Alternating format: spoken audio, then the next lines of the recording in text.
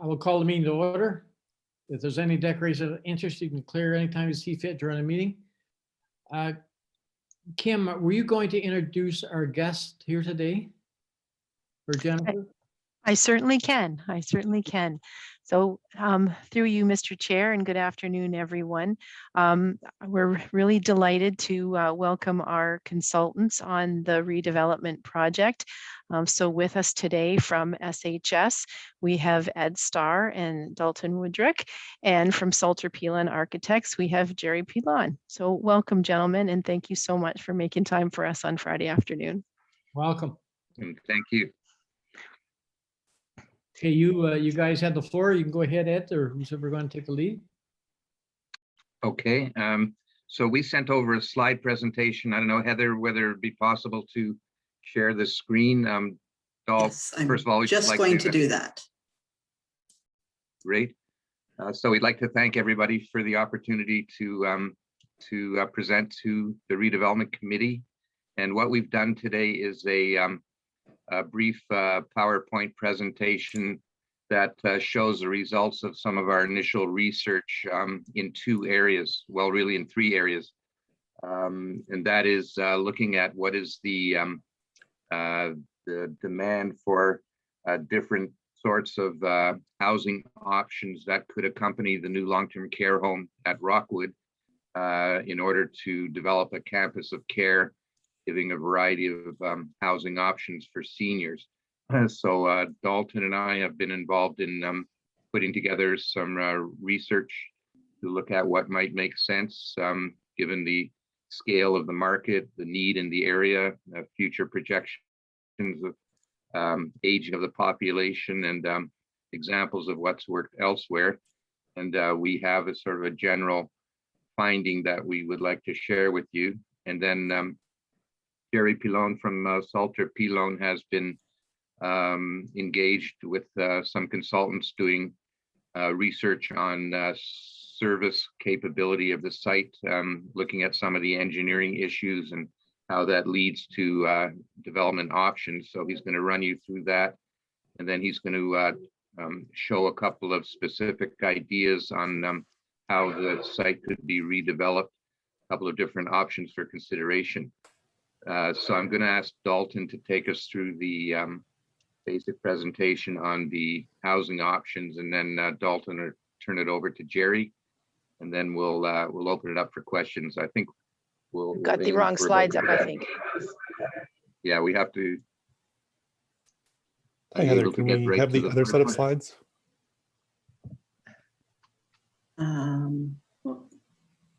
So is this the correct? This is the PowerPoint. Those are Jerry's. Those are for the architectural that comes second, Heather. Okay. All right. Sorry about that. Do you have the other one, Heather? I have it here if you want me to share my screen, if that's easier. Sure, that would actually be great, Randy. Thank you. Okay. Let's see what I can pull up here. While that's being pulled up, I just wanted to stress that this is our phase 1 assessment. Phase 2 is the real market assessment. When we'll be doing a detailed financial analysis. So this is more of the background and general context that we're looking at for the Rockwood Terrace redevelopment. So thank you for letting us present our initial findings to you today. Heather, or Randy, can we have the next slide? In the next while, give you an overview of the study, our key phase 1 findings, a little bit about the stakeholder engagement that we've done to date, and then I'll turn it over to Jerry for looking at the site servicing and design concepts information that is and designs that have been developed so far. The purpose of the analysis is to assess the feasibility of building a campus of care community when Rockwood Terrace gets redeveloped into a new 128-bed facility. With the 32-acre property just south of Rockwood Terrace, the county has a unique opportunity to develop not only a long-term care home, but a full campus of care community. to make sure that we're all on the same page on what is a campus of care, it has some different connotations here and there. The one that we're working from is that a campus of care ranges from independent living with some supports to assisted living, long-term care, and in some cases, memory care or palliative care. And these types of communities have become more popular as the demographics in Canada have become older, and there has been some shift in social and economic conditions in the last decade or two. In some cases, individuals, so that's the other piece about this is the campus of care allows people that would otherwise go into long-term care somewhat prematurely to live more independently for longer. And the campus of care is really changing how a retirement home or a retirement community works. Next slide, please. We'll quickly talk about two examples that have a campus of care and long-term care facilities. One of them is Spruce Lodge in Stratford, Ontario. I spoke to their council on Wednesday. This campus is owned and operated by 3 government bodies. So it's a combination of the Perth County, the City of Stratford, and Town of St. Mary's. So there's a lot of collaboration going on there. It's a 128-bed long-term care facility, so very much the same size. And then they have 3 towers of various levels of independent and somewhat supported living for seniors. They have garden homes that for fully independent living, but they can access supports if they want to. And that includes congregate dining, so joining others for food service with the long-term care and other buildings.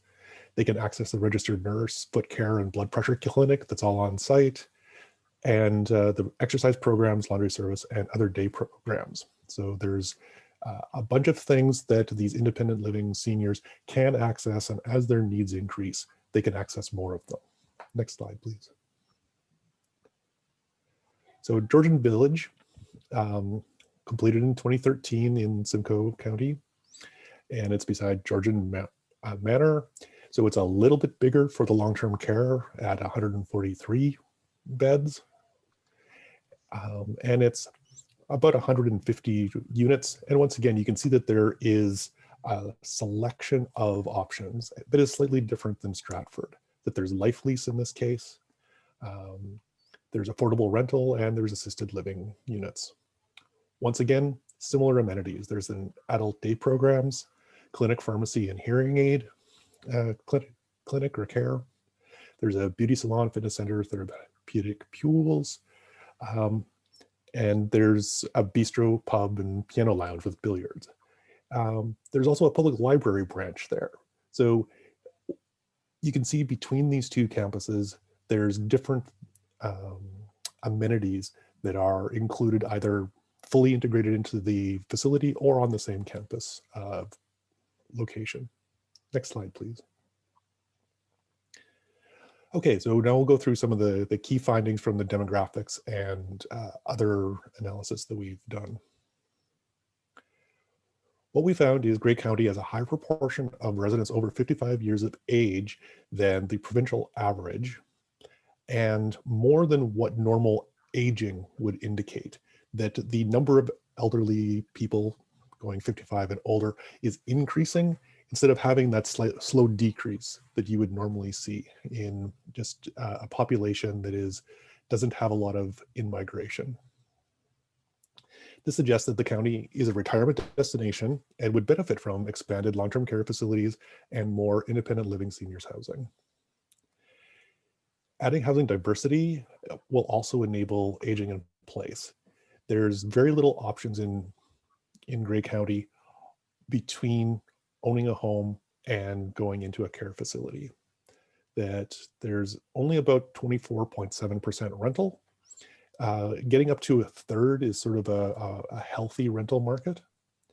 And less than 15% of housing in Grey County is an apartment with 4 or more units. So there's not a lot of opportunity for rent, where having quite a hard time nailing down what the rent data is. Next slide, please. So here's the graph that shows the age distribution. And we can see that the peak population is in the 55 to 75 age range, and that the 75 plus age range is a larger demographic than the 45 to 50 range. So this indicates that there's a need for both independent and assisted seniors housing in Grey County. Next slide. Awesome. When we looked at the campus size and distribution that might work for Grey County and the site in particular, overall, we're looking at about 100 units of seniors housing, excluding the long-term care. And that it would break down into roughly 30 to 40 seniors assisted living units, 30 units of affordable rental, and 40 market rental units. So this mix creates a mixed income approach that allows for the market units to offset some of the reduced revenues that the affordable units would impose. This is also a mixed community where residents would be able to move between independent and supportive living as their needs change over time. Including the affordable component in the campus is important because it opens up potentially accessing the National Housing Strategy Co-Investment Fund or other funding that would help with the total cost of the project. Next slide. So the built form, we're looking at 3 to 4 story apartments for the assisted living and 3 to 6 stories for the market and affordable rental units. And the final built form is going to require balancing efficient construction and compact land use with community feel and getting the right quality of life for the residents and wider community. Just a bit more on this. With COVID, what we've seen is there's been a lot of rapid change in construction costs and material availability, which is putting pressure on how we want to balance the multi-story and compact land construction with the general look and feel of the buildings. So there's some discussions and there's a lot of things in play right now on this. So next slide, please. So looking at what types of amenities or facilities that could be on site with this campus of care. The property is about 10 minutes from downtown Durham, and there's limited seniors focused amenities in Durham. So providing more amenity on the campus would attract residents and benefit the community as a whole. Finding that right balance between marketability, so providing all those amenities, and affordability is going to be critical. Our early engagement suggests that a strategy that leans into what brings people to Grey County is going to be key when we select amenities and build form. So creating a campus that responds to local community needs, not just a generic retirement community, will be necessary to maintain the full occupancy and attract sufficient rent prices. Something to keep in mind is that many, if not most, of the long-term care facilities nearby are being renewed. So having a new long-term care facility won't be exceptional. It'll be sort of the norm in the wider community. So the campus will have to differentiate itself from higher end offerings on Lake Huron or in communities like Kincardine and Collingwood. Exploring what attracts people to Grey County and around Durham specifically is part of the next stage of our stakeholder engagement, really figuring out what makes people come here and stay here.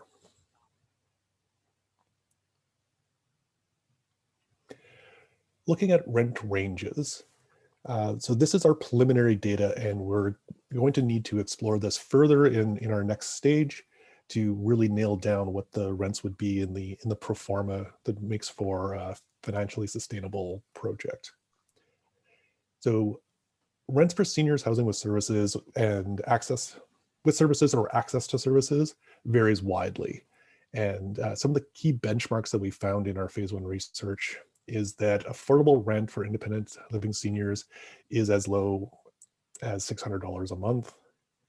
Seniors on a pension can afford about $545 a month on their income. And rents in the secondary rental market range between $900 to $1,200 a month. So refining the rents and how much can be charged for services is where we're going to dig into next. But this is giving us sort of some benchmarks on where the affordable piece may land and where the entry level into the independent living and market units might land also. Next slide, please. We've talked to a number of organizations and people, and here I'd like to talk a little bit about what we heard. So next slide. Generally, the people and organizations that we've talked with are aware of other campuses, that the Simcoe County, Schlegel Villages and Morningside Villages were all mentioned. There's an interest for the ability to keep pets. And there's an interest in getting a balance of programming, so programmed use and unstructured use of the spaces and facilities. The library came up as a possible partnership and may help with the non-program space management. The high school and daycare nearby also was brought up a number of times as an opportunity to establish intergenerational interactions. So it's not just a seniors residence for seniors, it's a place where the entire community can meet and interact. One of the quotes that came through and we heard a few times is that some people argue that seniors will be selling their homes and can afford higher pricing. The house may be given to the kids and that we should assume people are living on their pensions. And so the pricing wise, subsidized housing is around $700 a month. People are saying that incomes are $2,000, which is bang on what we find when we do the calculations. And life lease is something that's being discussed. In the interactions we've had so far, there hasn't been a lot of interest in the life lease. And we became aware that Owen Sound had a group that tried life leases, and it took between 4 and 5 years to sell those. So the life lease option, we didn't explore much further. Next slide. Looking at the general community, I liked these two quotes, that older people are rooted in their ways. There needs to be a contribution that makes them feel comfortable in the facility. Farming is in their blood, being an entrepreneur. Cannot stop giving them something productive to do every day. The other one was put ourselves in their shoes. What would our parents feel like living there? I thought those were two really good ways to think about what type of community Grey County needs and Durham.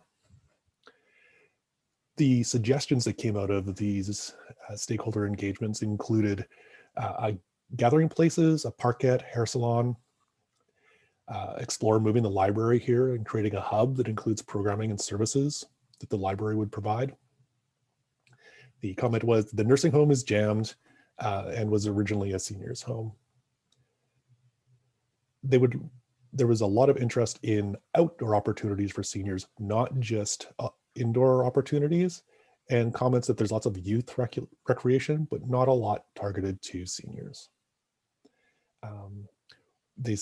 The idea of a new facility being able to bring in high-speed internet and having sort of a community and infrastructure hub for learning was something that came up a couple of times. And because there's a local hospital, this might also be a draw for the surrounding areas. Next slide. So the amenities and functionality that were further explored. This slide talks about exterior and activity spaces. The next slide is going to talk about interior activities. There was a lot of discussion around keeping a rural feel, if at all possible, in the design. Having something like an outdoor pavilion where people can be visiting the campus and access Wi-Fi and be able to see people that live nearby is something that would be desirable.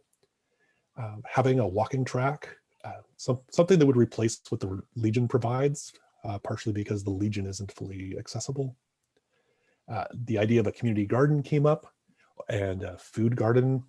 Looking at Owen Sound, they bring in a horticulturalist, or a nutritionist, I should say, that works with the seniors to talk about how can you make different types of food with the community garden that they have there. And just in general, wanting to see lots of outdoor space, which matches sort of the outdoor feel of the community. Lawn bowling, carpet bowling, horseshoe pits, barbecue areas were all mentioned. Next slide. For interior spaces or amenities, the stakeholders indicated that there's a general gap in personal care and day programs available locally. That Durham doesn't have a retirement home for assisted living, that there could always be more respite and day programs available. There was lots of support for the idea of having congregate dining, or possibly having Meals on Wheels being offered out of the facility.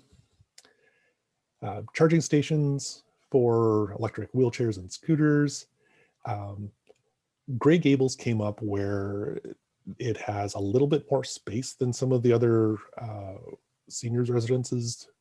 And the observation was it was easier to adjust to COVID with that slightly larger overall space. Need to include a package delivery room, and there was a fair bit of support for that added security and self-security that cameras would provide. Next slide, please. So what's being worked on at this point, our sort of base case, is putting together the new Rockwood Terrace campus with 128 beds of long-term care, something that in the range of 30 to 40 seniors assisted living units, 30 units of affordable rental, and 40 market rental units. Next slide. So now I'll hand it over to Jerry Pilon to walk through the initial concepts. Ed, may I suggest that I offer the committee an opportunity to ask questions on your first part of your presentation first? Of course, Mr. Chair. And I cannot see the committee, so if you have any questions, please speak up. Any questions from the committee? Ed, I have one question. I'm just curious. I realize you're early in your report and so on, but I didn't notice any pharmacies or drugstores mentioned in your presentation. Is that something that would be in something like this? That is possible. The challenge with a pharmacy, for example, is that you need a company to come in and provide it. That we could make space in the facility that could accommodate a pharmacy. You would then need to find a pharmacist that would be interested in leasing that space and establishing a pharmacy is the challenge. Things like a library, because that's municipally owned, you can just say that the library is going to be there. So that is why we haven't explicitly said that there would be something like a pharmacy. I could add to that, Dalton. I think, in future more detailed work, actual programming development will form part of that with more detailed input. As an example, I can tell you at Simcoe, or at Georgian Village, when we did that, working with the county, there was a conscious decision made early on to dedicate a certain amount of space in the village square for commercial retail endeavors. And throughout the course of developing the project and construction, the county worked to engage different groups. So that's where the small satellite pharmacy came in, where the audiologist came in, where the medical clinic came in, podiatrist, all those, because they were given opportunities to have, a captive audience within the community itself there, that they could run a small little storefront commercial retail piece there within the village square without, moving it wholeheartedly. Now, there are some places that want to have more foot traffic come in and make it a viable location for a dedicated pharmacy so others can come in. So there's lots of discussion has to happen during the programming stages to decide what makes the most sense for this campus setting and this environment for sure. But that's where those opportunities come up. Okay, thank you very much for that. Christine, go ahead. Thank you, Mr. Chair. And I must say, Dalton and Jerry, I'm really enjoying the presentation. I just wanted to mention that I believe you had identified a high school. I just wanted to say that that's a junior school. If you're referring to Spruce Ridge Community School, that's JK to 8. So just FYI to that. And I wondered if there was any opportunity of like a wellness hub where residents in that particular area may be interested in yoga or a spa, something along that line of sort of like a retail, but on the wellness type sector. Thank you for your time. Dalton, you want me to answer that quickly? Yeah, why don't you? Okay, through Mr. Chair, once again, that will come when we come to the programming piece of this to understand, how much square footage can a business model pro forma for this type of campus support. I can tell you in other campus settings that we're currently working on, there are wellness hubs that form part of that. And it involves multi-purpose meeting spaces that also then have the ability to have seniors fitness and yoga and other things like that. So they're really focused on creating multi-purpose spaces, not purpose-specific spaces. So you get the best beneficial use for the highest percentage of time while the facility's there based on your investment. So I think those are things that make a lot of sense and should be investigated once a more detailed programming piece takes place. But all of these things add square footage, so it becomes the art of the possible with what has to be done, because I always tend to be the practical bad guy. Sorry, Kim. But the idea is that there's lots of things that would be great to have. It's a matter of, given the mass of the housing units and the types they are and the revenue they will generate, what can be realistically supported in that campus setting that's affordable. And so there's all these, it's like juggling all these balls in the air to try and see where you get the point where there's the right balance of the housing mixture, the different price points for rental to meet the community need, and then also the broader community needs for enhancing seniors campus with wellness and all those other pieces. So I'm not really trying to dodge the question on that, but it is a balance for those kinds of things. So we can't just keep on adding a program piece until we know what the campus will really be able to support overall. Thank you. And Mr. Chair, if I might, just one more supplementary question. Go ahead, Christine. So it might be an odd question, and hopefully it's properly placed here. But were the housing inventory looking at resident builds that do not have basements, or will there be a combination of structures or residential units that have basements and not? Thank you.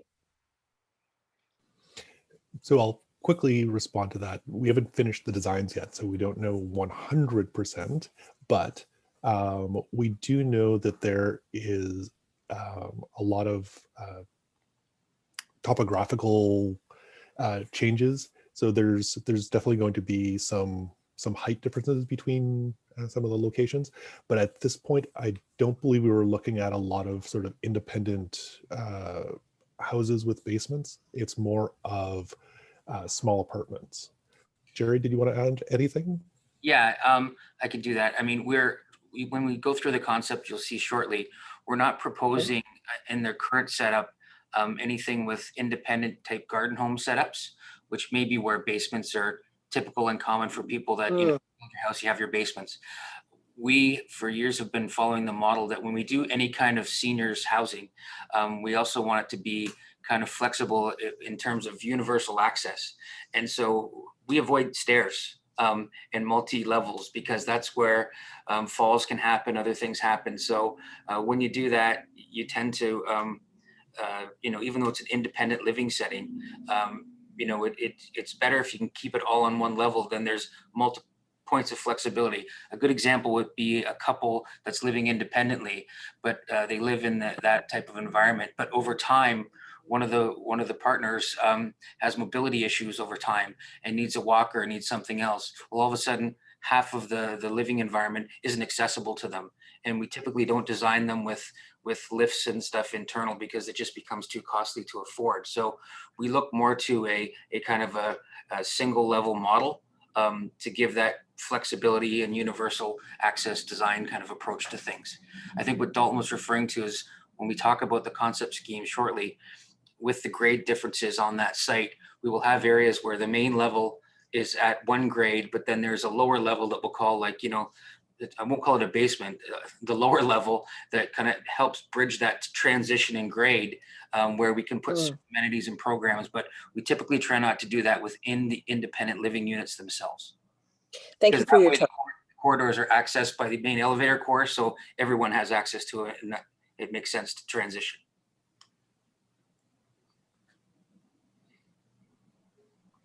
Thank you, Christine. Hopefully that answered your question. Yes, and thank you for your time. I'm not sure who is going to take over now. Is it Jerry or is it Dalton? I think there's a couple of questions still. I have a question, Mr. Chair. Sorry, I cannot see you. Go ahead, Brian. Brian Millen. As you mentioned that this would be approximately 10-minute walk downtown. I'm wondering how important is that to have it, you know, a walkable distance to a downtown or a retail area. And, you know, I'm thinking for someone like yourself or me, it would be 10 minutes. Someone like Councillor O'Leary, it might take them 20 minutes to walk. I just wondering about the relativity of that. In general, making sure that you're active as long as possible in your life is a good thing for your mental health and your physical health. So being 10 minutes away or maybe 15 minutes away, depending on how fast you're walking, and having a place to go is always a good thing. So keeping a long-term care facility near your downtown and the rest of the amenities in your community is really important for the well-being and community building that this facility and campus can provide. Okay, that's good. Thank you very much. And I know, O'Leary, if it was 15 minutes, that's good too. Mr. Chair, I have a question if I could. It's Brian. Go ahead, Brian. You know, I really miss the cash because Brian usually picks on him when he's around. I guess I'm second fiddle. Christine asked about the basement. I guess I have to ask about the roof or roof design. What is the fascination with a flat roof? In Owen Sound, we have the rec center, the Bayshore Community Center, City Hall. Like every flat roof, we have leaks. The rec center leaked 2 years after we built it. Does anyone do anything other than flat roofs on new buildings? I can answer that if you like. Yeah, we have combinations of flat and slope roofs. In most buildings like that you see that have flat roofs, it's usually driven by the fact that there's usually mechanical equipment up there that needs to have access and serviceability, and those are difficult to place on slope roofs. So most of the roofs that you will see on any type of civic or institutional building that look like they have a sloped edge to them usually have a false wall behind it that goes back down with a flat section of roof where all the mechanical equipment is on rooftop mounts that are hidden because it still remains accessible. So it becomes more of an aesthetic thing than not. When there's roofs that leak, somebody's messed up somewhere, either by design or by construction. So they shouldn't always leak on you. But you know, it does happen. It does happen. And then depending on the type and the quality of the roof that's put in to start, you know, there's been cases where you design a perfectly good roof and it's installed perfectly, but then a guy goes up there and does some mechanical work and starts cutting tin and, you know, leaves all the tin scraps on there, and then everybody walks on them for a year, and all of a sudden you've got holes everywhere in your roof and no one can understand why it leaks. Well, there's an easy answer for that when you walk up and you see all the screws that were left there and all the tin, but it happens. So I think, you know, it's just part of good detailing and design, and whatever makes sense to make sure that the building serves a bunch of different needs. So I wouldn't say that everyone thinks flat roofs are always great. I mean, they serve a purpose, but, you know, depending on when you're trying to create some more, of a residential feel and smaller things, there's ways to detail that architecturally that you can do while still meeting all the other needs of serviceability and supporting mechanical equipment and other things like that. Thank you. I cannot see the committee, so if is there any other questions from committee or even staff? I have one other question maybe you guys could answer before we move forward is, has the site been very challenging for accessibility? Well, I mean, I'll try to speak to that a bit when we go through it, but I think the whole idea is that we need to come up with a concept plan for the campus that is fully accessible. And so how we design the buildings and the different components of the campus to make them fully accessible on all levels is the important part. So we will use the kind of foundations of the building and everything else to help deal with those grade transitions. I'd be naive to tell you we're not going to get into some retaining walls here and there. But we will have to find a way that we design it so that everything is accessible on all levels. Because we don't intend for there to be areas that are only accessible through stairs and everything else. We want to make sure that we have at-grade access to all areas of the building. The whole facility, to be a proper campus of care, should have universal access and universal design principles applied throughout it. And so that means that every area should be, I mean, with the exception of maybe dedicated mechanical spaces that don't have general public access, I would say as a general rule, all accessible spaces for people that their living environments and their public spaces and everything else, and any admin spaces all need to follow that universal access and design principle. Thank you for that. Is there any other questions from the committee at this time? Seeing none, so please go ahead with your rest of your presentation. All right, thanks, Randy.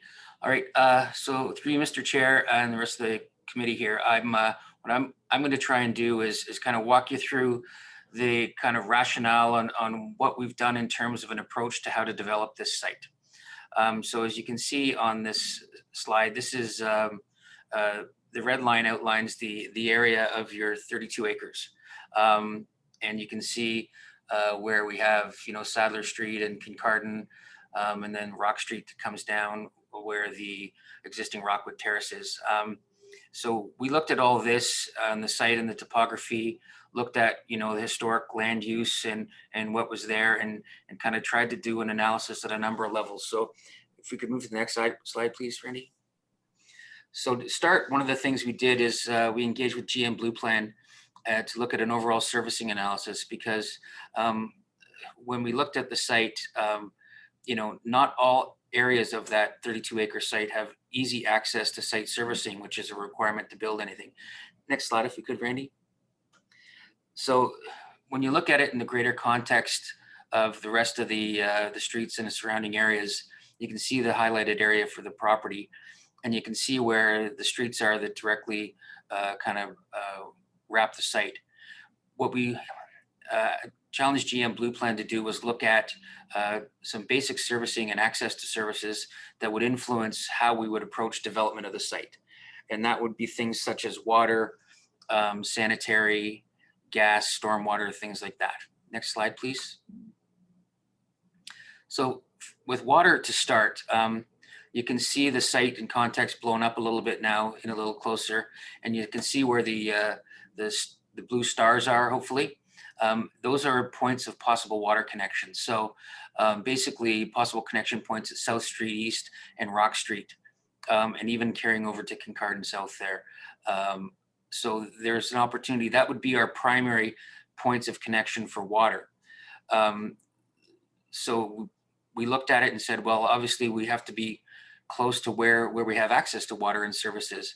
And I can tell you with a lot of campus settings, we also like to have either closed loops and not dead end water systems, or have the ability for redundancy on water systems. So when there's a failure in a main on one area, we can valve off and still have supply, especially when you have a care setting.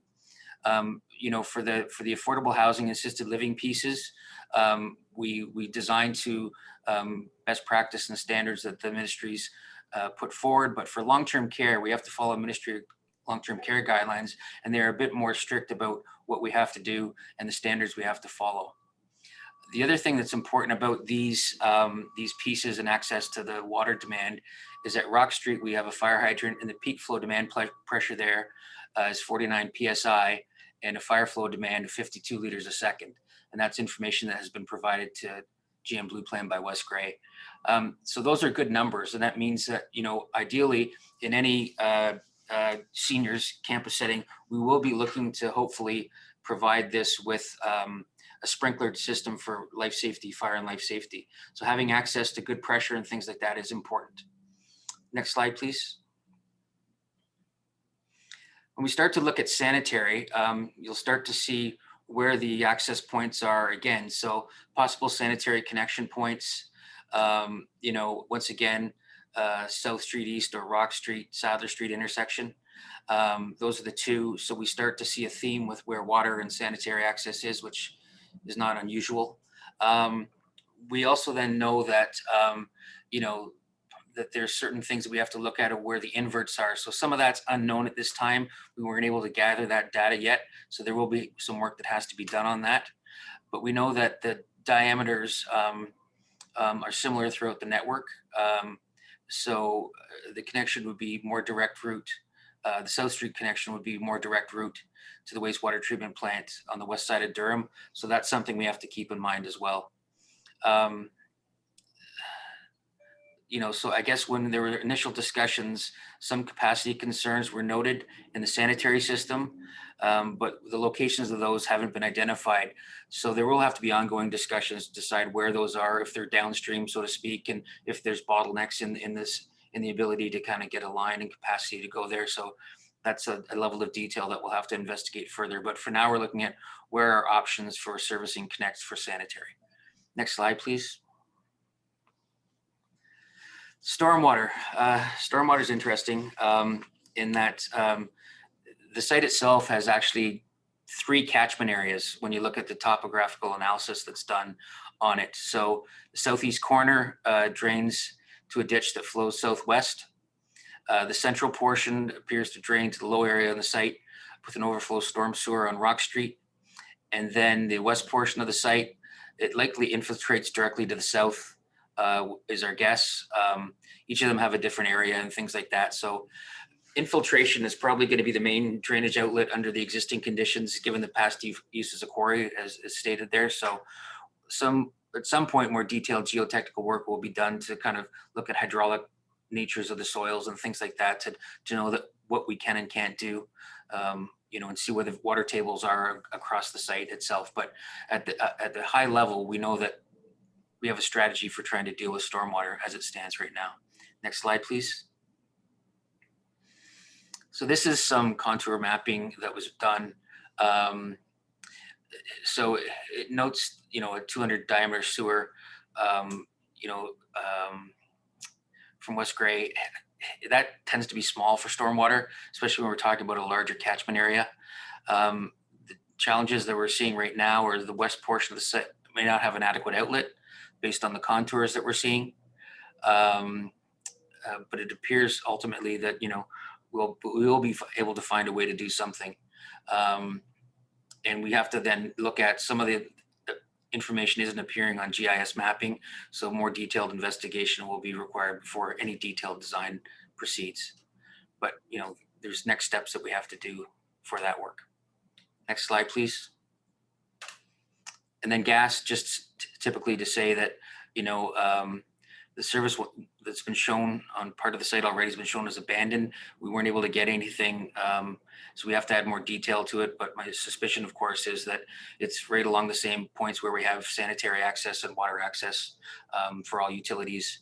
And then there's been an initial contact with Bell Canada and Hydro One, but we haven't got any detailed feedback yet. So that's gas servicing at a high level.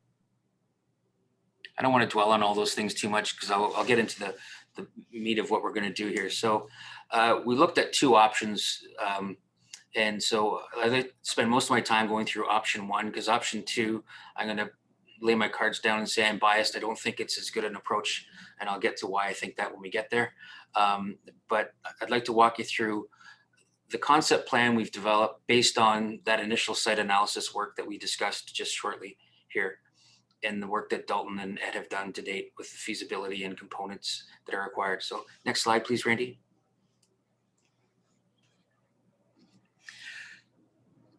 So what we are looking to do is, I'm going to zoom in on another slide in a second, but I just wanted to show you in the context of the overall site plan of what we were trying to do.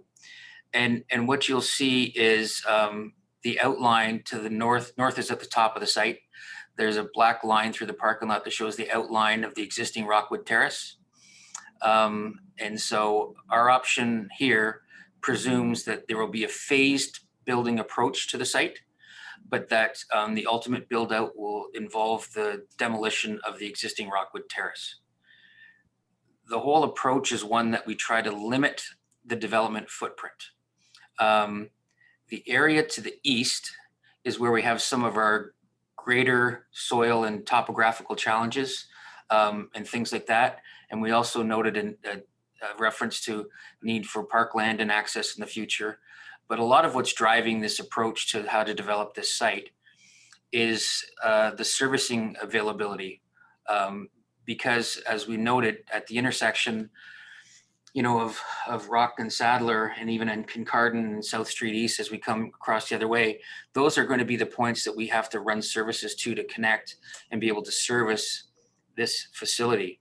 If we start to move farther to the east on the site, we're running into heights and grades and invert challenges and connection challenges that would have some real significant servicing cost premiums. So we took that seriously when we tried to look at what would the art of the possible be here. So what you can see as a simple descriptor approach is the idea would be that we would extend Rock Street south, and we would take South Street East and bring it right over and come across, and whether Kincardine ties in as well in the future, that's to be debated. But that would basically frame off the extent of our developable site area.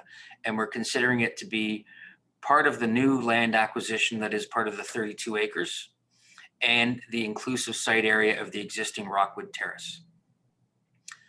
So on that east-west line that's on an angle between the junior school and Rockwood Terrace, that red line that you see, that's an area where we also see some significant transition in grades and things like that nature. So what we are seeing is the idea that our main floor level of the buildings to the south, those components, they're at a different grade than the main floor level of those three little small components to the north.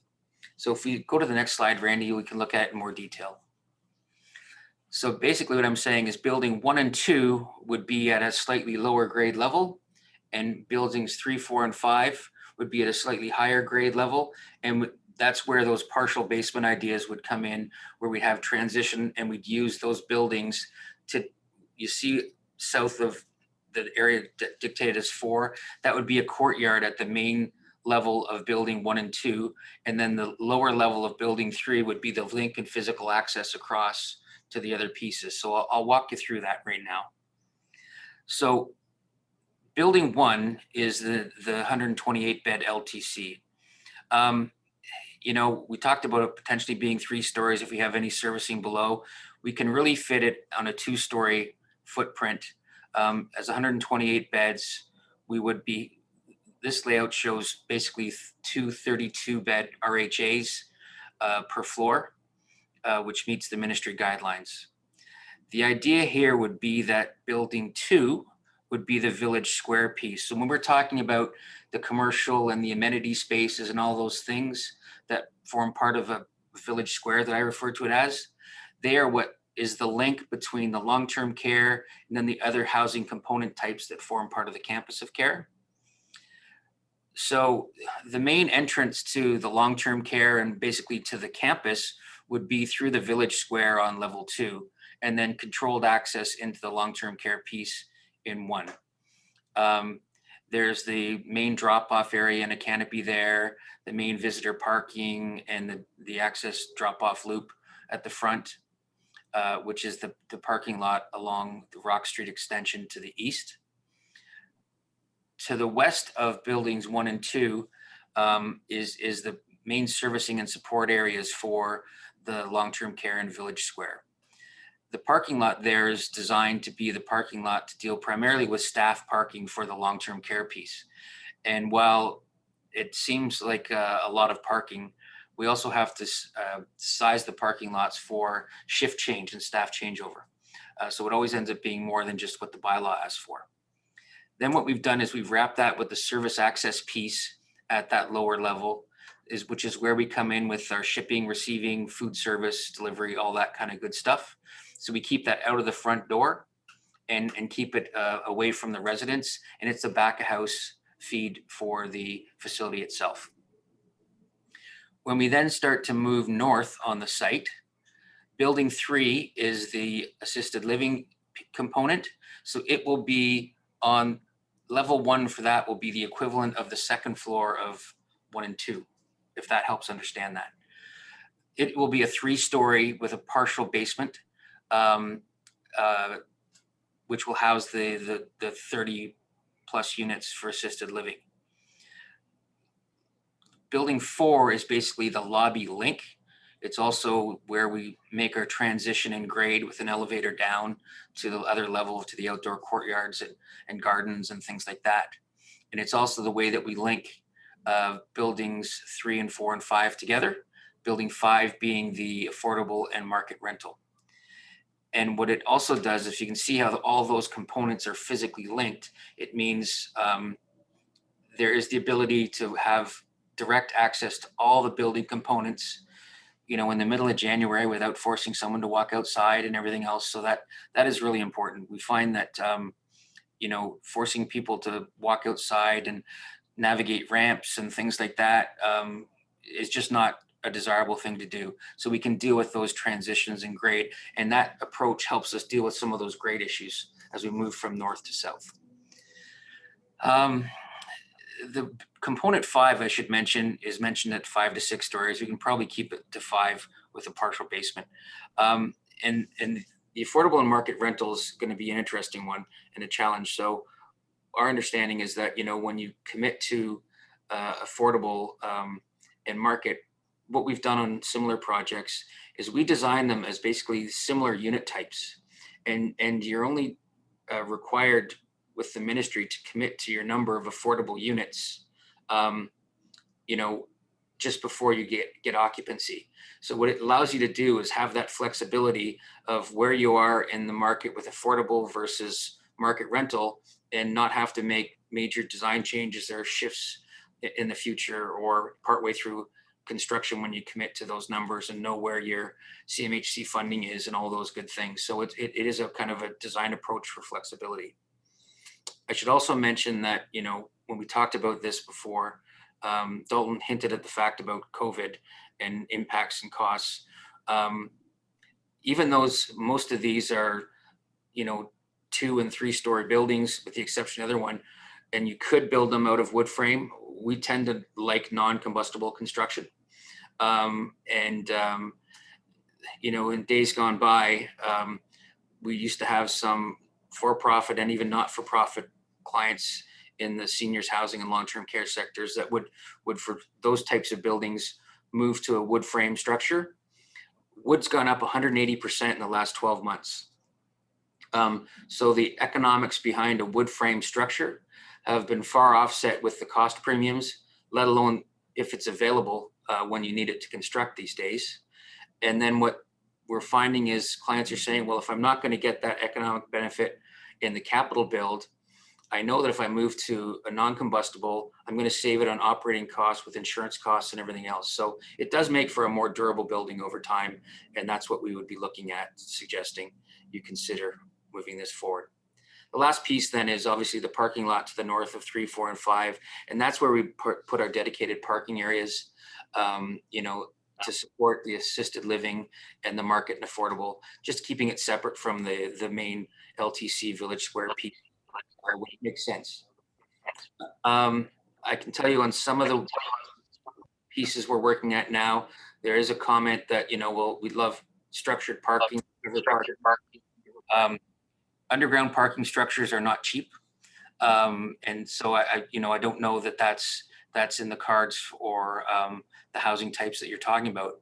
But one of the things we have done in terms of a sustainable design approach is we've actually put on these covered solar arrays that act as a carport over the parking lot, and it gives us solar panels that basically provide photovoltaics and energy to the buildings and provide a dual purpose of providing covered parking of cars. Those are details for the future. But anyway, that's really that we've discussed in the first way we looked at it, because it's also flexibility.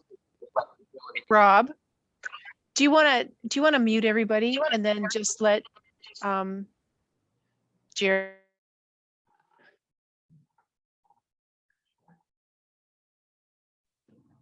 All right, try again, Jerry. Yeah, sorry, I was getting a feedback loop there. I started feeling I was talking to myself. The other piece to mention is, now that you have the approval on the long-term care, there's a good likelihood that may need to be built first in a phased approach. And also the fact that, you can see the footprints of the other buildings. While it would be possible to build those other buildings and maintain occupancy of the existing Rockwood Terrace, they don't have to be built in the same phase per se. But buildings 1 and 2, building 2 is needed at the same time as 1 to provide the support and everything else. So those are the pieces that would kind of come into play in the first stage anyway, in any phased build approach. But in the overall build approach to this option, what we would see happening is you build phase 1 and 2, and then you could build 3, 4, and 5 at the same time, or it could happen later. But once 1 and 2 are built and ready for occupancy, you decant and bring people into 1 and 2, and then you can demolish the other building and move on and finish it out. But there's different things to consider for phased building approaches with mobilizing, remobilizing, construction costs and things like that. So those are details for another day. But as an overall concept plan, we think this is one that we tried to look at that makes sense to get the building components that form part of the study that Dalton and Ed did that seem to be supportable for this campus of care model, and trying to keep a minimized footprint that is serviceable without excessive site premiums for servicing and everything else, while maintaining a good balance of the site to the east for future uses, parkland, perhaps other development, whatever. Because, in the world we're in with construction costs now, smaller footprints tend to be more economical than big sprawling ones too. So we've also been conscious of that. So next slide, please, Dalt or Randy. So option 2, I already told you what I think of that, which is probably a bad way to present, but it's Friday. Next one, please. So it's basically the same idea, but we've taken out, if you go to the next one, then what's done is building 6 becomes the affordable housing units, and building 5 becomes just market rental, and it becomes a smaller footprint.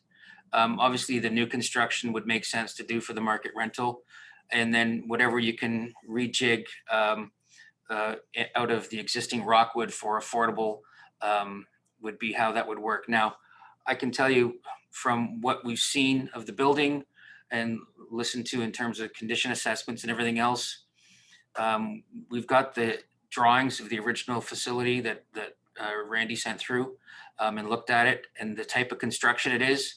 It will not be an easy building to renovate even into affordable housing. Their center corridors and they're narrow. The depth of the rooms is small, so you take up lots of space along the length of the envelope to even fit in, 1 and 2 bedroom units that will be compromised. The building envelope, there's a lot of load-bearing masonry that will be difficult to deal with. The floor heights are low for putting in HVAC and support space units that meet current standards. There's all kinds of challenges that would be there that I don't think necessarily make it the most viable option in investing money in a building that's already, you know, nearing end of useful life.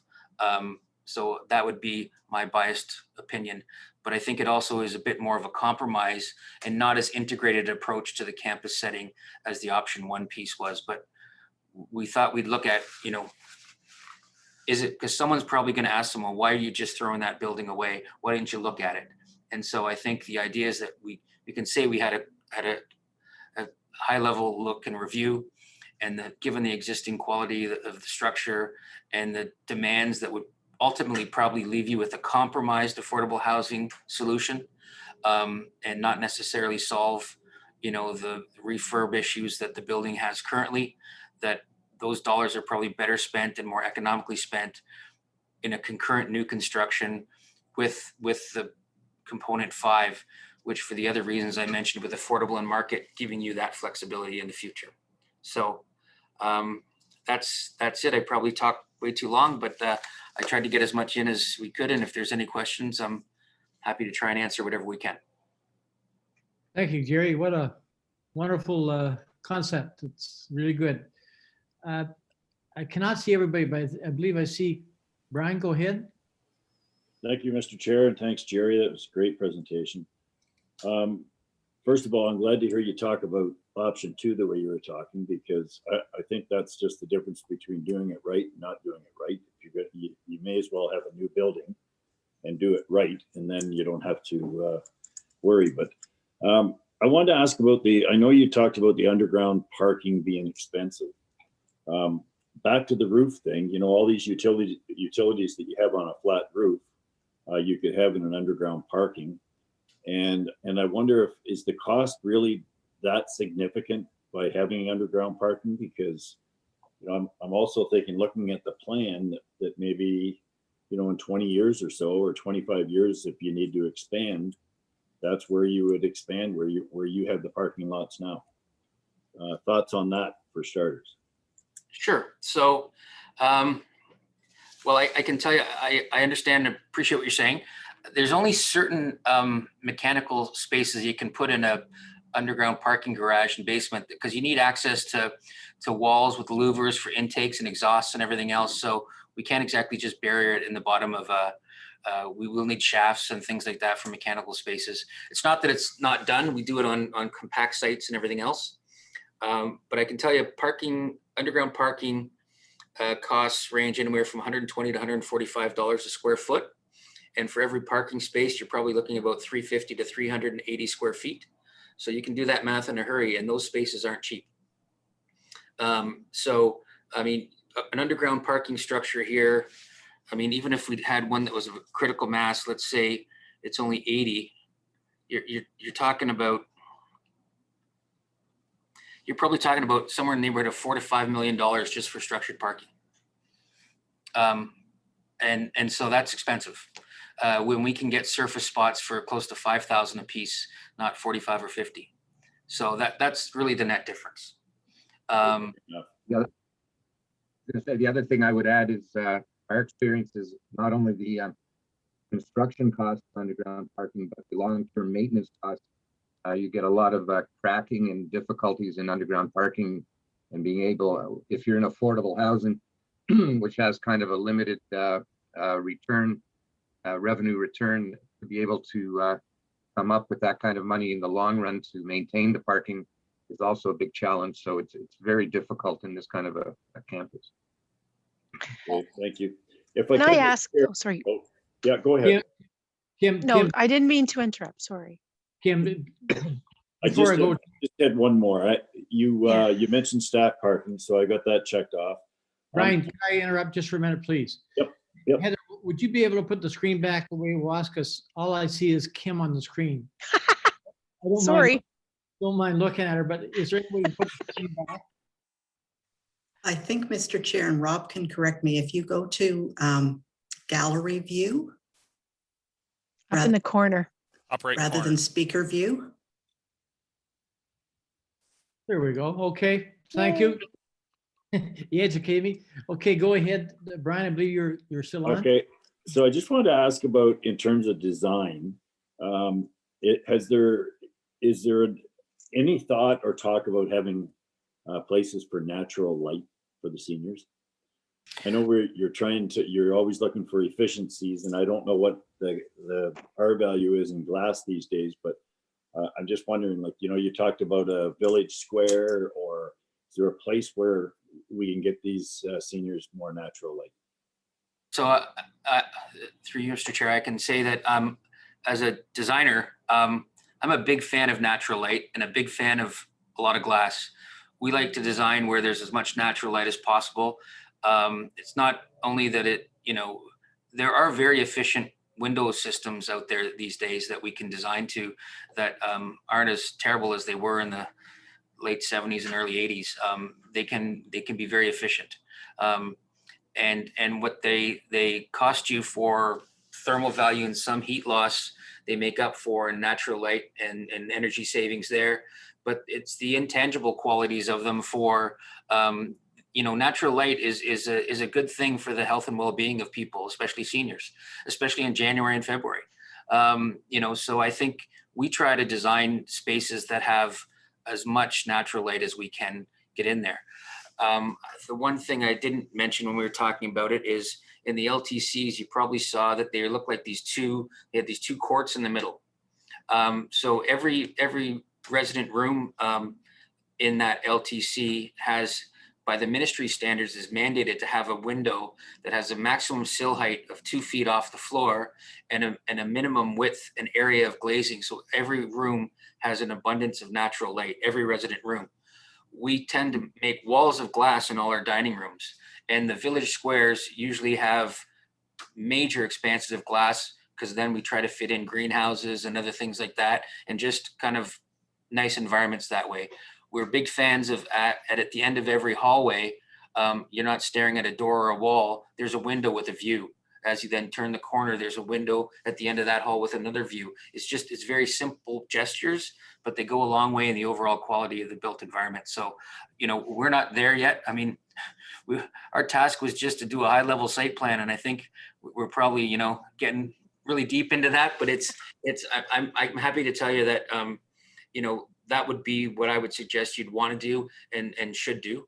And then to my point about that courtyard scheme, there's different ways you can shape an RHA. We intentionally did that because it creates a walk around loop in each RHA. So when you get to dementia care and memory care and things like that, dead end corridors are not a good thing for those type of residents. And so to have the ability for a walk around loop is very important. And it also then provides the courtyard at grade as a secure courtyard. So what you end up with is the flexibility over time when you design the RHAs that way, that one RHA that maybe is not a special care, with the increase in demand for that type of use, can easily convert to a special care without significant rebuild. It's a minor modification. So that was an element of that layout that I forgot to mention. Thank you, Jerry. Thank you, Mr. Chair. Thank you. I believe you were up next. I'm okay. My point has been covered, so thank you. Okay, go ahead, Christine. Welcome, Mr. Warden. Thank you, Mr. Chair, and hello, Mr. Warden as well. I just want to say, Jerry, I really appreciate the candidness and the professionalism on your recommendations. And I was going to ask what your grouping recommendation would be, whether it would be option 1 or option 2. So I appreciate all the information that you provided, identifying that option 2 is the way to go. Just a question, and it probably is one that's far out to be answered, but would the demo, should this proceed with option 1, which is the premise of my question, would the demolition take place prior to the build, or is there any thought in terms of how that would take place, recognizing it's a question kind of out there a bit? Thanks. So we've just looked at it at a high level for now. By the by virtue of the footprint that's there and everything else, we haven't looked at where the servicing comes in. I know that, you know, there's a service access drive that comes in because there's multiple access points to parking lot areas. There's all the chairs and the smoking table out there on the corner too. That might get lost with hoarding. You know, I would say that you could build it all in one phase and keep the existing there and then demolish it in due course, or it could be a phased implementation and approach. But, you know, I think a more detailed analysis in due course will be required to make that assessment. Fair enough, and thank you very much. Thank you, Jerry. As the chair, I'd like to ask a question, if you don't mind. You said you hired an engineer to look at the sites to do, say, water and sewer and something like that. Is it the job of the consultant to go from the site rate completely down to the sewage plant itself? In other words, follow the scheme to make sure the infrastructure could take it? So the quick answer is no. However, in many cases, certain municipalities don't have, depending on the state of their model, whether it's their water model or their sewer model and things like that, sometimes they have independent third-party engineering consultants that do that work for them. And then they put it back on our consulting team to do the downstream analysis to show where the kind of bottlenecks are, if you will. So usually it's a bit of a give and take on that front. I don't know, Randy, if you have anything you want to add to that, but I mean, it'll really be, there will be more of a collaboration with West Grey to kind of understand what are the limitations and how do we go about doing that. So it's very much, you know, we're happy we brought on GM Blue Plan. They're very familiar with the site, very familiar with the area and the municipality as well. So I'm pretty sure that is a good start to this process. Yeah, just further to that, absolutely. I think that's part of the next steps is some further discussions with West Grey with respect to some of the servicing aspects related to not just in and around the site, but overall in terms of future plans and you know what's on the capital plans, what's as part of their development charges, etc. So that's something that we'll definitely be working with. They're already in discussions with Vance, their director of public works and engineering at West Grey. So yeah, those discussions are happening as we speak, but yeah, for sure we'll need to look into some of that analysis further, and hopefully at the next task force meeting we'll have some further information with respect to that. Thank you. Before I go to Brian, thanks, Randy. I would hope that would be something we look at right at the early stages of the project, because it is quite a major project we're suggesting here, and it could be a tremendous hardship if we don't look at that infrastructure going from A to B, if you know what I mean. And is the capacity there to be able to service this kind of a development? It's just questions I was thinking about, that's all.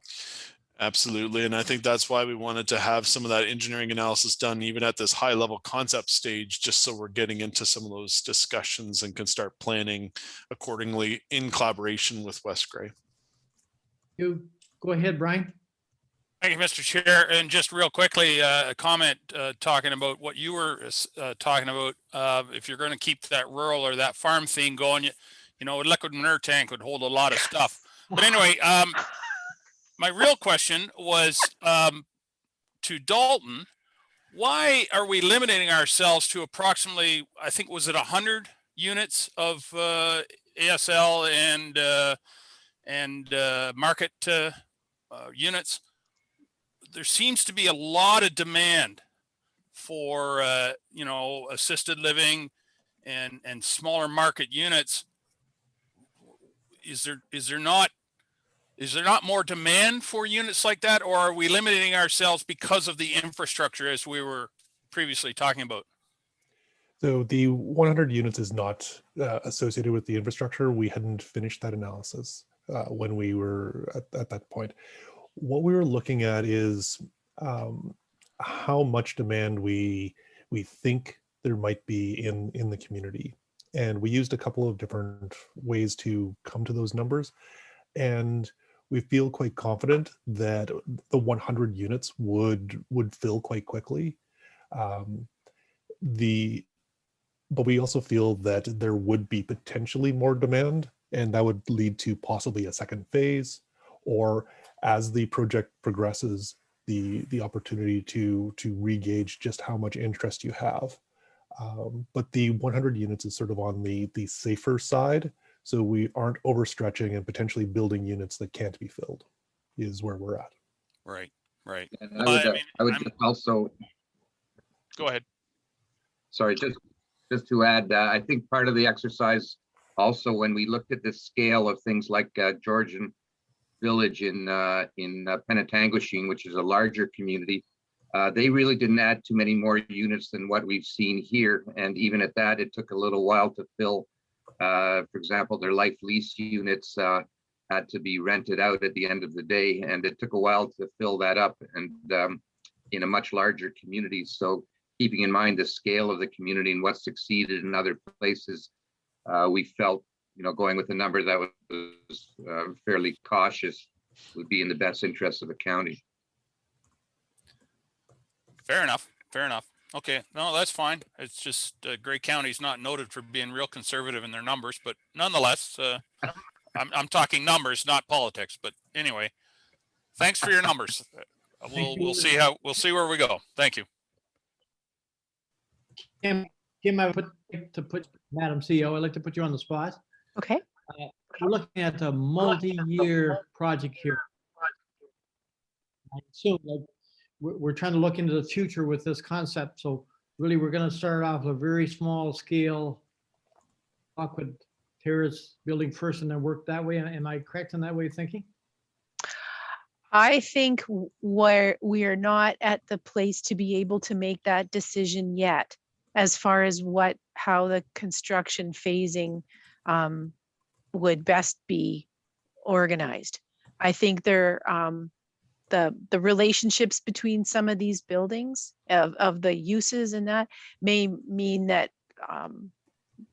we do a couple of things and then and leave maybe the last one until the other piece goes. I mean, the thing that's driving us the most is the 2025 date to get the new building up so that we can get our residents moved into the new appropriate space. And so what we can accomplish reasonably in that span of time, I think, is job one.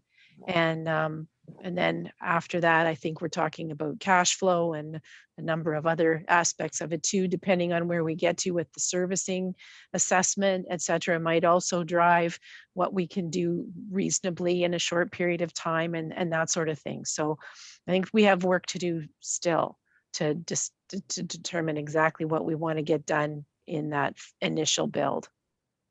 And that's what I was trying to politely sort of get to, was the cost and the impact on the taxation and everything else. It's like, and look, and Kevin appears.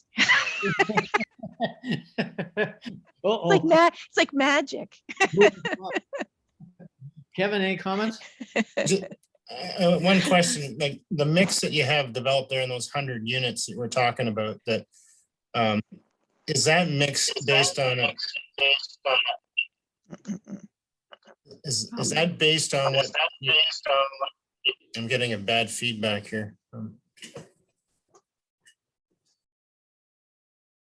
Is the mix based on what you think would be like a revenue neutral, like that there'd be enough market rent there and that where you're subsidizing the affordable, that it would all work and there wouldn't be any additional municipal money going into that? Is that the mix that you're trying to capture there?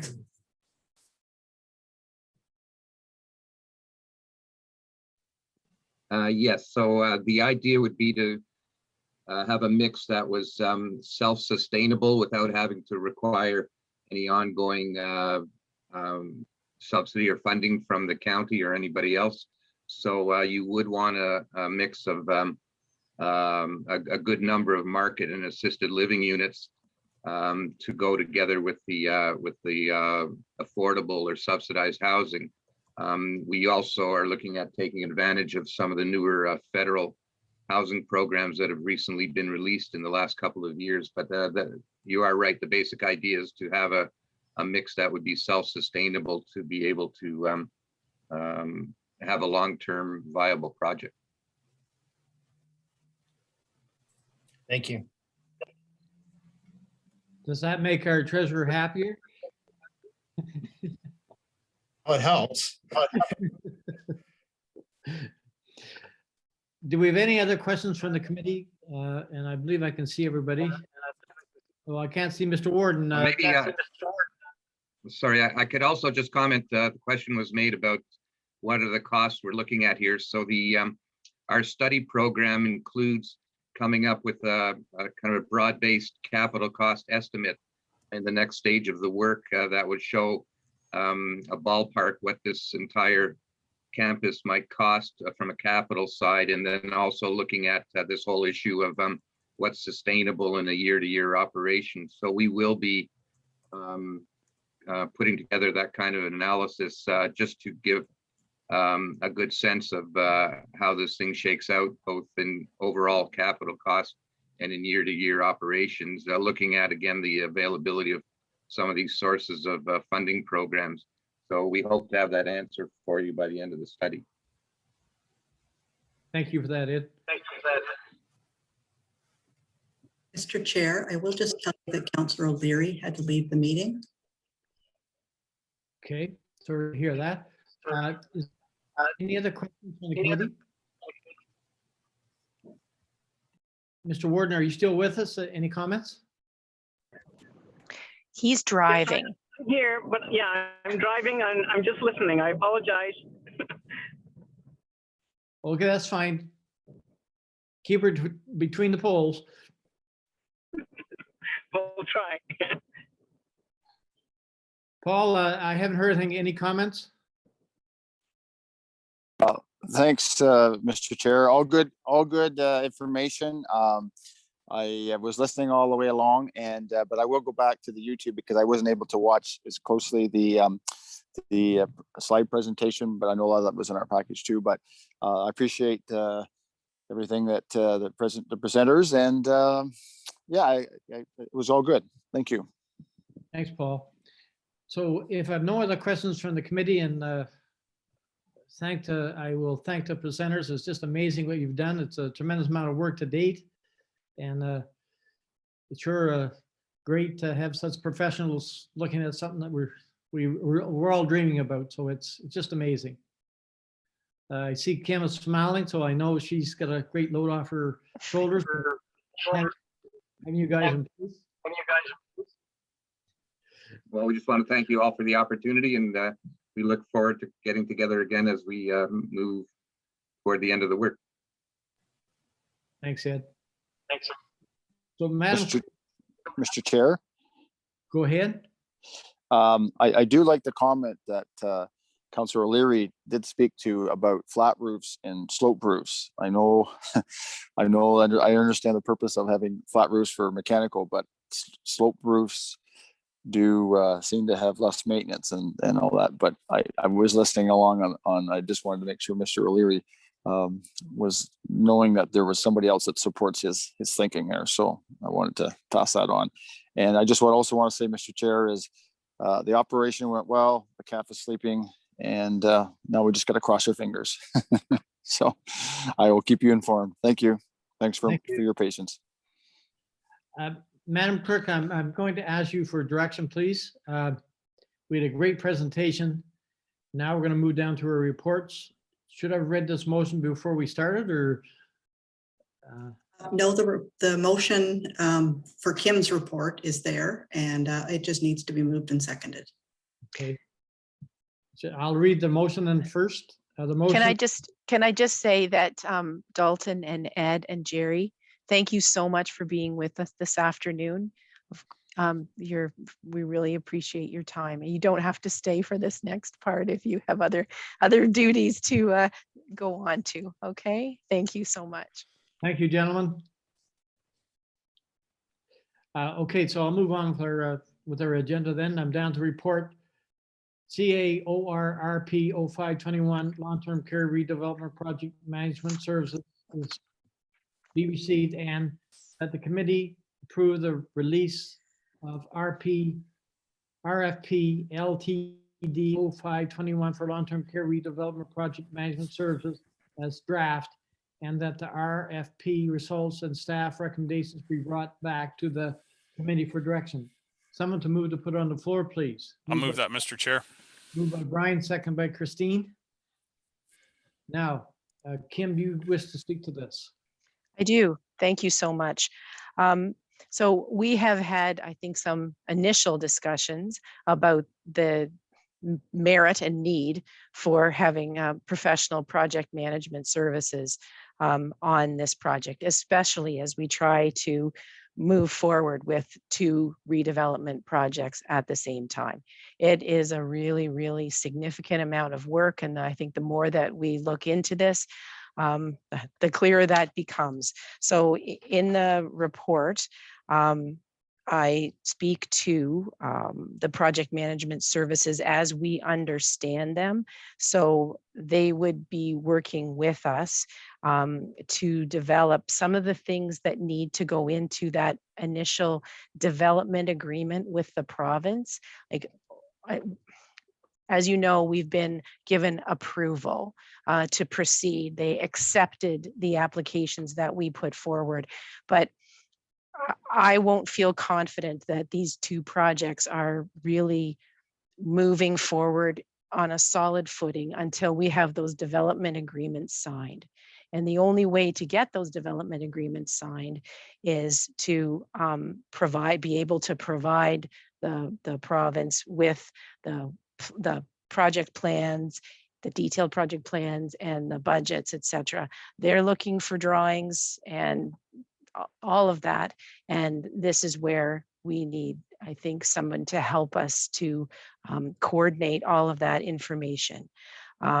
They will help us to bring on board the architecture and the other services that we need. Pre-qualified contractors when we get to that stage. And then I think another really critical phase when we get there is staying on top of progress on the construction projects. So these are the people that are going to be managing the change orders and bringing forward all of the information about progress and where the subs are at and all that sort of thing. They really do all of that work on our behalf. We have had conversations with one company reached out directly to us to talk about their services, and we had a really good conversation with them. But I am aware from our research that there are a number of very qualified companies that have made their business in supporting these kinds of developments. If anything concerns me, it's the fact that the province announced 90 projects yesterday. And so we are in some serious competition here for resources because we've never had this much activity, I don't think, in this space ever. And I think if we don't secure some good resources, we will struggle to get these projects done. So there's a draft RFP attached to this. We would like to be able to let that RFP, I almost feel like, given yesterday's announcement, I would like to suggest that perhaps we adjust the recommendation to allow the RFP to be let ahead of this going to council, just so we can get another couple of weeks ahead of the game here, because we're not going to make any decisions until we have this stuff come back. But the sooner we get out there, the sooner that these companies will know that we're looking for it. These services are not inexpensive.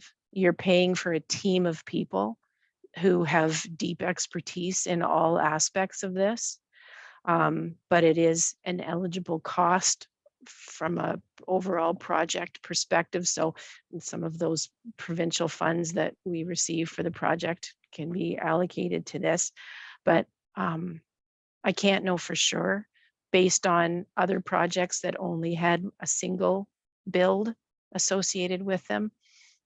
I wouldn't be surprised to see that this doesn't cost us $1 million. But that's where we are, I think. We're aware of another single 128 that came in at 600. Wow. Kim, great comments. I do agree with your way of thinking, but I really don't think our terms of reference as a committee can make a commitment to anybody unless we take it back to county council. Oh, I don't disagree with you at all. I just want to let the RFP and then let the responses come back. Are you not even, if you're not comfortable in letting the RFP even? No, by all means, we should do it, but I just. Okay, no, and then we'll have to go through the whole process to get it approved. I wouldn't want to go around that. Just You're right. we may have a hanging of the chair when we get back to council. Yes. Yeah. Christine, I believe I've seen your hand up. Sure, and thank you, Mr. Chair.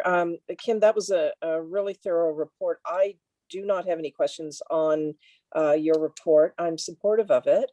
And I would move an amendment or a new motion just to indicate the recommendation from this committee to, or under the procedural bylaw, to waive that portion of it, to let the tenders, whatever the specific language is, Madam Clerk, that would be my motion. And I hope that there will be a seconder with Councillor Milne. Thank you. Chair, and I would second that. Oh, wonderful. So, Mr. Chair, the amendment would be that a final clause be added to the resolution that states that staff be directed to release the RFP ahead of council in accordance with section 25.6B of the county's procedural bylaw. Okay, that's as long as it's covering what we do. That sounds great to me. Sorry, I never heard who seconded. Gordon Hicks. Gordon Hicks. Okay, good. Is there any other discussion on the motion before us? Paul, go ahead. So to be clear, are we voting on the amendment or the motion? You are voting on the amendment first and Thank then you. put on the main motion as amended. Yep, thank you. Paul, you want to speak to the amendment? Yes, can you just repeat the amendment? I was sort of switching from my iPad to my phone, please. Of course. That a final clause be added to the resolution that states that staff be directed to release RFP LTC 0521 ahead of council approval in accordance with section 25.6B of the county's procedural bylaw. And just to follow, thank you for that. And I guess the only option I was going to suggest, do you need a special council meeting? But that reference that you made, I presume that supersedes that, so that's fine. Thank you. So just for clarification, Madam Clerk, this amendment, what it's going to do is going to allow us to put the RFP out to get quotes to come back, and then we will make the recommendation that time of which one we want to hire. Is that what I'm understanding? That's correct. So it just allows that staff can release the RFP before we have council approval on the RFP process there. Okay. It's only 3:30 today. It can go out in about 10 minutes. I think our treasurer has a question or a comment. Go ahead, Kevin.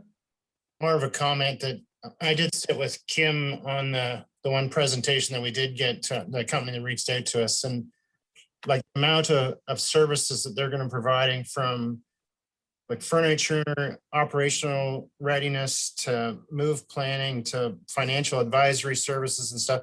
I just think we really need to do this when we're doing these two big projects. So I'm very supportive of putting this forward. I think we could easily make $1 million mistake if you're going to let staff that have never been down this road before. So I think this is smart planning if we put this out and see what we can get on this. Those are my comments. Thank you, Kevin. It's always nice to have your treasurer on your side. Is there, Paul, go ahead. Just sorry, so I support this amendment and moving forward. But I guess on the other side, is there a way to communicate to the rest of the county council just what we're doing before it comes back? Like, other than, so this minutes we'll get to, I guess, next week's, is it next week's or 2 weeks away from county council? Trying to think of the date. It would be April 8th. Right. So is there any way for you, Kim, to send out just a note? I just feel it's always, because we're sort of moving quicker, just to communicate to council. Is that something we can do, just the rest of council would be aware. I think that's a great suggestion. And I can send out some other kind of background information if you think, or yeah, we can do it that way. It's nice to keep kind of council informed, yes. I'm with you. Is there any other discussion on the amendment motion before us? Seeing none, all in favor? Aye. You're still on the road, Mr. Warden. We'll keep it that way. I heard you, thank you. So it was carried. Now we have to vote on the original motion, Madam Clerk. Yes, it'll be the main motion as amended then with that clause. Okay, I do have a mover and I do have a seconder. I believe. I did not hear who the seconder was, but I think you have it, Madam Clerk. So the original one was moved by Councillor Millen and seconded by Councillor Robinson. Okay. Is there any discussion on that motion before us? Seeing none, all in favor? It's carried. That's sort of funny, but anyway, I understand. Okay, moving on our agenda. We are down to other business. Do we have any other business here today? Seeing none. Next meeting will be at the call of the chair, I believe. If we know that today need a motion, German. Kim, go ahead. Good. No. Moved by Paul, second by Christine. That we adjourn. All in favor? Aye. It's carried. Have a good weekend, all.